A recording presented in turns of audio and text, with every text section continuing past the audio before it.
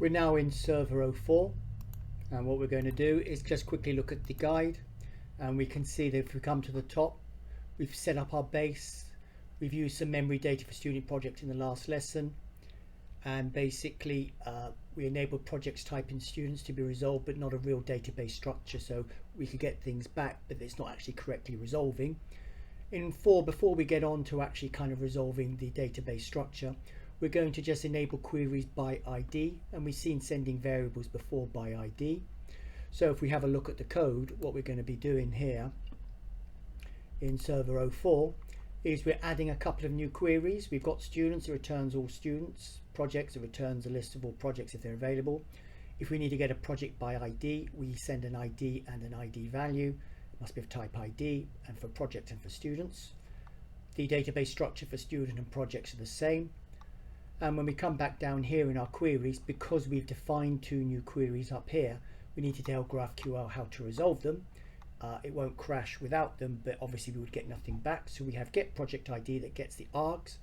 We know we get args ID as the value passed in, and we can filter our projects to find a project that has the same ID, project ID as ID, and return a project shape, and a project shape is ID, string, and boolean. And we can do the same for get student by ID. So let's go into that now. If we open that up and come into the browser, clear that away, and if we come back into at the very bottom here, we have, for example, a query, and we're also going to have a look at query variables as well. So if we come in here and have a look at this, we've seen this before, get project by ID. So if we come in here and do this and do query and say get a student by ID, we know it says it's asking for an ID, and we can pass in a value, say 3. If we pass in that, we obviously need to give subfields, so we get the ID, get the name, and we get the email, projects. Let's see what comes back. ID, there we come back. Locations cannot for non-nullable field, project ID. That's not resolving it yet, so we'll clear that out. So let's come back here, we'll be doing that later.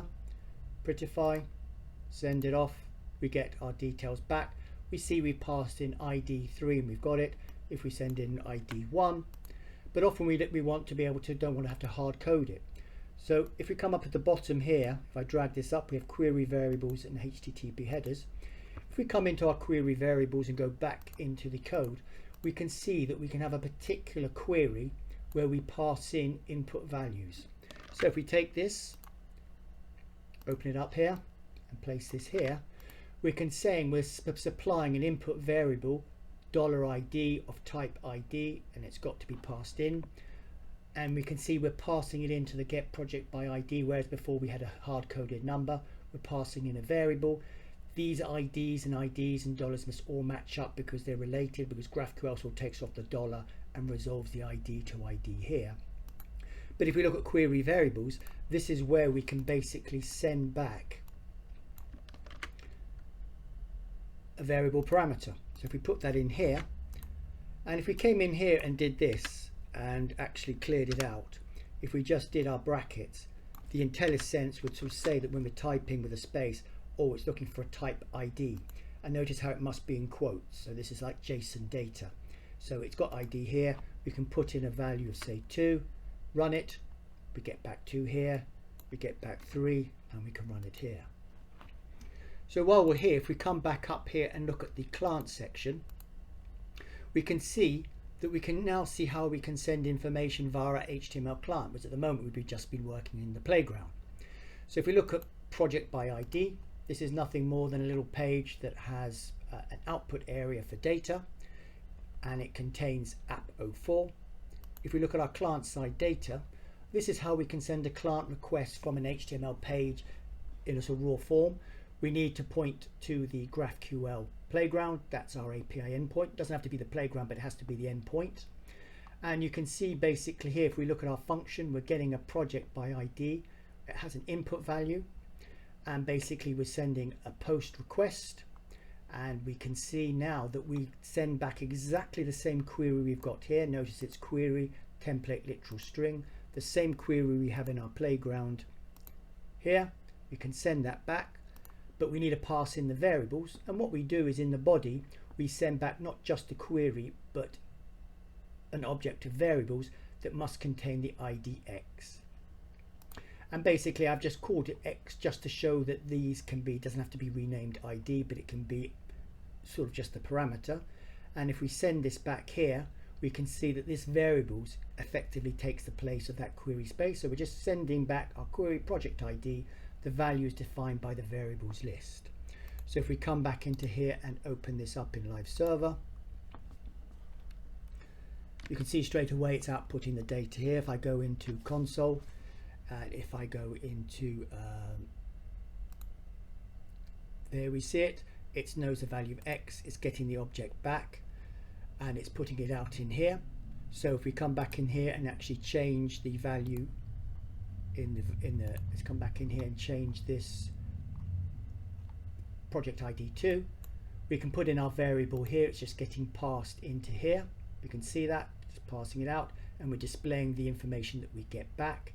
This is just being rendered on the page. If I go 1 and save, remembering that if we go into data and look at the different projects, 1 is HTML, 2 is SQL, 3 is CSS, etc. If we come in here we see HTML there, and there is X equals 1, that's the value we passed in, and we see we get back our object of our project. And basically I'm just sending back in this one here, we're just looking for ID and result, and notice how I've changed at the inner level the name. I've just called it result, so I've aliased it.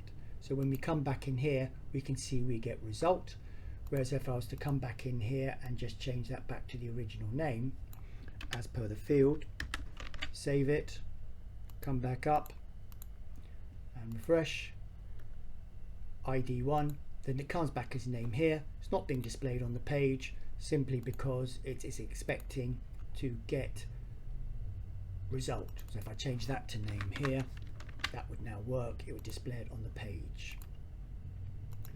So that's what we're learning in this, is how we can do queries to get back a particular project by passing input variables rather than hard coding them, as we've seen here in our playground. Rather than hard coding them, we can send in a variable here, and that's how, if we're using the playground, we use query variables. And what that means is then when we come back to our code and actually send back some information, this is how we do our client-side queries in our raw vanilla JavaScript.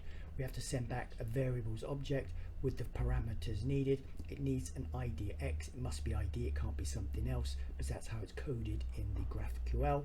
But obviously when we're passing in a variable here, this can be anything. This is just a parameter, the console log it out, and I just did that to show that this is different to this ID down here.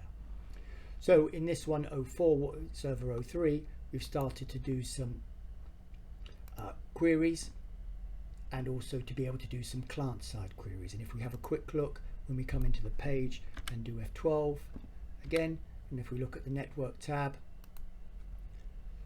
refresh the page, we can see we're sending off some queries. GraphQL, that's the pre-flight. This is the actual query here that's being sent. And if we scroll down, a little bit hard to see at the bottom of my page, I think what I'll do is undock this, and if I raise this up,